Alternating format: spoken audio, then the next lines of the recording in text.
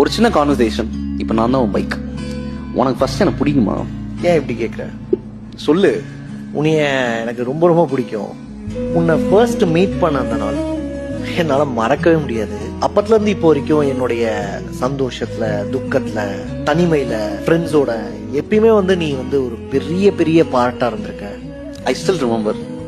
நீ அந்த டிவியில் அட்வர்டைஸ்மெண்ட்ல என்னை பார்த்து, ரோட்ல காசே இல்லாம அந்த போஸ்ட் ஆன் வாயை போலந்து பார்த்து, அதுக்கப்புறமா கொஞ்சம் கொஞ்சமா குருவி சேர்க்கிற மாதிரி காசு சேர்த்து இஎம்ஐல என்னை நீ எடுக்கும்போது எனக்கு அவ்வளோ சந்தோஷமா இருந்துச்சு.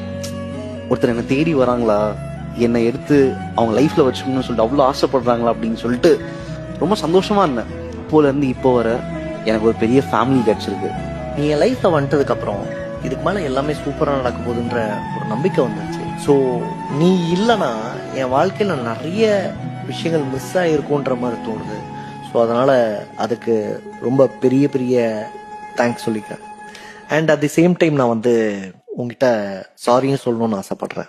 ஏன் நிறைய நேரங்கள்ல உனக்கு பெட்ரோல் ஊத்தாம, உன்னை பஞ்சர் ஆக்கி, நிறைய இடங்கள்ல தள்ள விட்டு, அண்ட் இதெல்லாம் தாண்டி நிறைய நேரங்கள்ல உன்னை விட்டுறலாம், மேபி கார் வாங்கிடலாமோ அப்படிலாம் தோணிருக்கு. அதுக்காக சாரி சொல்லணும்னு தோணுது. ஆனா எனக்கு உன் மேல கோவமே இல்லை. சரி, நீ சாரி கேட்குதா இல்லை? அன்னைக்கு கொண்டு போயிட்டு என்ன நீ வித்துடலாம் அப்படின்னு போகும்போது அப்ப ஏதோ ஒரு தயக்கம் உனக்குள்ள. நீ அழுதுட்ட. நீ திருப்பி என்கிட்ட ஓடி வந்தப்போ எனக்கு அதை எப்படி எக்ஸ்பிளைன் பண்றதுன்னே தெரியல. ஆனா நான் உங்ககிட்ட ஒன்று கேட்குமா? இப்போ கேளு.